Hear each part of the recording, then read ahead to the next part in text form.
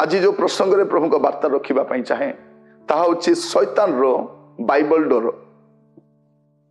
शैतान रो Bible door माने Bible रो क्यों पुस्तक रो क्यों अंश को शैतान बहुत डरे। से भी डरुआटा से कोई विषय को डरे सेटा मु कहिबा पई चाहे। और बाइबल रो को अंश को से घृणा करे से गुडा को नथिले हेई न थांता कि से गुडा को काहे कि लेखा हेछि एटा शैतान रो मुंड रे चली छि ताम आपण मान कहिबा पई चाहे। बाइबल को तो से घृणा करे तो बाइबल रो केतोटी पर्टिकुलर अंश को से ओमिट करिथिले हेई थांता बोलिवाटा तारो माइंड रे अछि हेई परला नै लेखाई जाइछि। आमे जतरे सेई अंश गुडी को उद्धृत करू आमे कहू सेई समय शैतान रो मुंड बथाई जाय अरे अरे अरे एगुडा को पुणी माने जानिले एटा से डरे से अंश गुडी को मु तीनोटी पुस्तक रु तीनोटी पद आपण मान सहित रखिबा पई चाहे जदर आपण जानिबा दरकार जे शैतान से पद गुडी को डरी थाए। प्रथम विषय होछि प्रभु यीशु ख्रीष्टंकर जगत को आगमन करिबार जो वार्ता दिया गला सेटा आदि पुस्तक तार 3 पर्व तार 15 पद जतरे शैतान आदम आ हवा को से भूलेला पापरे पकेला से समय गोटे प्रतिज्ञा करा जाउछि जे जो शेष आदम आसीबे से तोर अवस्था कौन करिवे सेटा से लिखा जाउछि। कौन लिखा जाउछि आंबे तुम्भर और नारीर मध्यरे पुणी तुम्भ वंश और तांको वंश मध्यरे वैर भाव जन्माइबा से तुमर मस्तक को आघात करिवे तुम्हे ताहांको गोइठी की आघात करिवो जे आसीबे से कौन करिवे से तुमर मस्तक को आघात करिवे तुमर मस्तक को चूर्ण करिवे एमितिका जने व्यक्ति आसीबे एटा जतले रेकॉर्डेड हे गला से पूरा छानिया से भाबुतिला एमान को तो मु पकई देली यार परे आउरी कई आसीबे नाही मु एमिति जिनिली एमिति जिनि चालू थिबे एटा शैतान रो मुंड रे पसिथिला से जो फॉर्मूलाटा अप्लाई करी कि आदम हवा को पकई थिला सेम फॉर्मूला यीशु को ठारे मते अप्लाई करूछि भाबिला यांको पकई नाही संभव नुहे जहाटारे परमेश्वर को वाक्य अछि ताको से पकई पारिबने। प्रभु यीशु ख्रीष्ट आसिले तारो मस्तक को चूर्ण कले तार नाहुड को से भांगी देले से अंश को से घृणा करे से पसंद करे ने अंशटा को। आउ गोटे अंशटा आपण देखिबे जुनस पुस्तक लिखा जाउछि सेटा होछि प्रभु यीशु ख्रीष्टंकर प्रभु यीशु जगत को आसिला परे तांकर जन्म समय मारिबा पई चेष्टा कला पारिला नाही लोक मान तांको पत्थर पर्वत रु ठेली देबा पई चाहिले सेटा भी हेला नाही मरिबो तो मरिबो क्रूसर तळे हेले आसिके मरो नाही यीशु क्रूसरे मले मल्ला परे तार गोटे भरोसा थिला जा हो मरी गले किंतु आउ गोटे पुस्तक होछि जुनस पुस्तक जोठी प्रभु यीशु ख्रीष्टंकर मृत्युर पुनरुत्थान कथा लिखा जाए।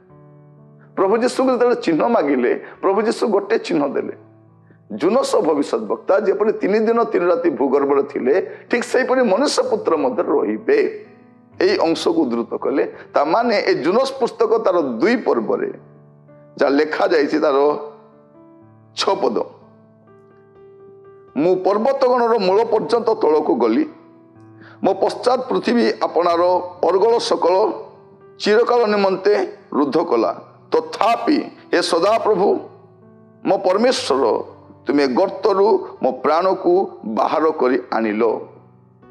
एई कथा प्रभु यीशु ख्रीष्ट मृत्यु भोग करिवे समाधि रखा जिवे किंतु से मृत्यु को जय करी उठिबे से कबर को फिटाई करी बाहरी आसीबे से मृत्यु द्वारा आबद्ध होई रहिबे नै। एई प्रोफेसी जते बेले जुनस पुस्तक रे हम देखुछु एईटा को से घृणा करे शैतान रो डर एई पद गुडा को आ प्रभु यीशु ख्रीष्ट ता से सफल कले। आउ गोटे अंश जदि आपण देखिबे ताको कोटा डर लागे जहाँ दानिएल पुस्तक लिखा जाउछि जे प्रभु यीशु ख्रीष्ट पुणी थोर आछंती राजत्व करिबा पई। शैतान भाबुथिला कोन जे चिरकाल से ही राजत्व करिवो आ ए जगत रे तारो राजत्व चालिबो କିନ୍ତୁ ଆମେ ଦେଖୁଛୁ ଯେ ତାର ରାଜତ୍ୱ ସଦାକାଳ ଚାଲିବ ନାହିଁ। ପ୍ରଭୁ ଯୀଶୁ ଖ୍ରୀଷ୍ଟଙ୍କ ରାଜତ୍ୱ ଦ୍ୱିତୀୟ ଆଗମନ କରିବେ ସେ, ଆଉ ସେ ରାଜତ୍ୱ କରିବେ, ଯାହା ଆପଣମାନେ ଦାନିଏଲ ପୁସ୍ତକ ତାର 7 ପର୍ବ ତାର 9 ରୁ 12 ପଦ ପର୍ଯ୍ୟନ୍ତ ଯଦି ଆମେ ପଢିବା ସେଠି ଆମେ ଦେଖିପାରିବା। ଏଠି କଣ ଲେଖାଯାଉଛି? ମୁଁ ଦେଖୁ ଦେଖୁ କେତେ ଗୋଟି ସିଂହାସନ ସ୍ଥାପିତ ହେଲା, ପୁଣି ଅନେକ କାଳର ବୃଦ୍ଧ ଉପସ୍ଥିତ ହେଲେ, ତାହାଙ୍କର ବସ୍ତ୍ର ହିମତୁଲ୍ୟ ଶୁଭ୍ରବର୍ଣ୍ଣ ଓ ତାହାଙ୍କର ମସ୍ତକର କେଶ ବିଶୁଦ୍ଧ ମେଷଲୋମ ତୁଲ୍ୟ ଥିଲା। ତାହାଙ୍କର ସିଂହାସନ ଅଗ୍ନି ଶିଖା ସଦୃଶ୍ୟ, ତହିଁର ଚକ୍ର ସକଳ ଜ୍ୱଳନ୍ତ ଅଗ୍ନି ସଦୃଶ୍ୟ। ତାହାଙ୍କ ସମ୍ମୁଖରେ ଅଗ୍ନି ସତ ନିର୍ଗତ ହୋଇ ବହିଲା। ସହସ୍ର ସହସ୍ର ତାଙ୍କର ପରିଚର୍ଯା କଲେ, ଅହିତ ଅହିତ ତାଙ୍କ ସମ୍ମୁଖରେ ଉଭା ହେଲେ। ବିଚାର ସଭା ବସିଲା ଓ ପୁସ୍ତକ ମାନ ଫିଟାଗଲା। ସେହି ଶୃଙ୍ଗର କଥିତ ଦର୍ପ ବାକ୍ୟର ରବ ସକାଶୁ ସେ ସମୟରେ ମୁଁ ଅନାଇଲି, ଆଉ ଦେଖ ଶେଷରେ ସେ ପଶୁ ହତ ହେଲା ଓ ତାର ଶରୀର ବିନଷ୍ଟ ହେଲା ଓ ସେ ଅଗ୍ନିରେ ଦଗ୍ଧ ହୋଇ ହେବା ପାଇଁ ସମର୍ପିତ ହେଲା। ପୁଣି ଅନ୍ୟ ପଶୁମାନଙ୍କ ଠାରୁ ସେମାନଙ୍କର କର୍ତ୍ତୃତ୍ୱ ନିଆଗଲା, ତଥାପି ଏକ କାଳ ଏକ ସମୟ ପର୍ଯ୍ୟନ୍ତ ସେମାନଙ୍କର ଆୟୁ ଦୀର୍ଘ କରାଗଲା, ଯାହା ଆମେ ଦେଖୁଛୁ ପ୍ରକାଶିତ ବାକ୍ୟର ସଫଳ ହେବାର। 13 ପଦ ଦେଖନ୍ତୁ। ମୁଁ ରାତ୍ରିକାଳ ଦର୍ଶନରେ ଦେଖିଲି, ଆଉ ଦେଖ ମନୁଷ୍ୟ ପୁତ୍ର ନ୍ୟାୟ ଏକ ପୁରୁଷ ଆକାଶର ମେଘରେ ଆସିଲେ, ଓ ସେ ଅନେକ କାଳର ସେଇ ବୃଦ୍ଧଙ୍କ ନିକଟରେ ଉପସ୍ଥିତ ହୁଅନ୍ତେ, ସେମାନେ ତାହାଙ୍କ ଛାମୁକୁ ତାହାଙ୍କୁ ଆଣିଲେ। ଏଇଠି ଆମେ ଯୀଶୁ ଖ୍ରୀଷ୍ଟଙ୍କର ଦ୍ୱିତୀୟ ଆଗମନର କଥା ବି ଦେଖୁଛୁ, ଆଉ ଶୈତାନର ସର୍ବନାଶ ହେବାର କଥା ବି ଦେଖୁଛୁ। ତ ଏଇ 3ଟି ଅଂଶ ଶୈତାନ ଡରେ, ଘୃଣା କରେ। ତେଣୁ ଏ ପୁସ୍ତକ ଗୁଡ଼ିକକୁ ଶୈତାନ ହୃଦୟ ସହିତ ସେ ଘୃଣା କରୁଥିବ। ଯୀଶୁ ଖ୍ରୀଷ୍ଟଙ୍କର ଜଗତକୁ ଆଗମନ, ଯୀଶୁ ଖ୍ରୀଷ୍ଟଙ୍କର ପୁନରୁତ୍ଥାନ, ଆଉ ଯୀଶୁ ଖ୍ରୀଷ୍ଟଙ୍କର ପୁନରାଗମନ। ଶୈତାନ ଡରିବା କଥା, କାରଣ ଏହା କାଳ୍ପନିକ କଥା ନୁହଁ। ଆମେ ଦେଖିଛୁ 2ଟି ଘଟଣା ଘଟି ସାରିଛି, ଆଉ ଗୋଟିଏ ବାକି ଅଛି ଯାହା ଦାନିଏଲ ପୁସ୍ତକରେ, ତାହା ବି ସଫଳ ହେବା ପାଇଁ ଯାଉଛି।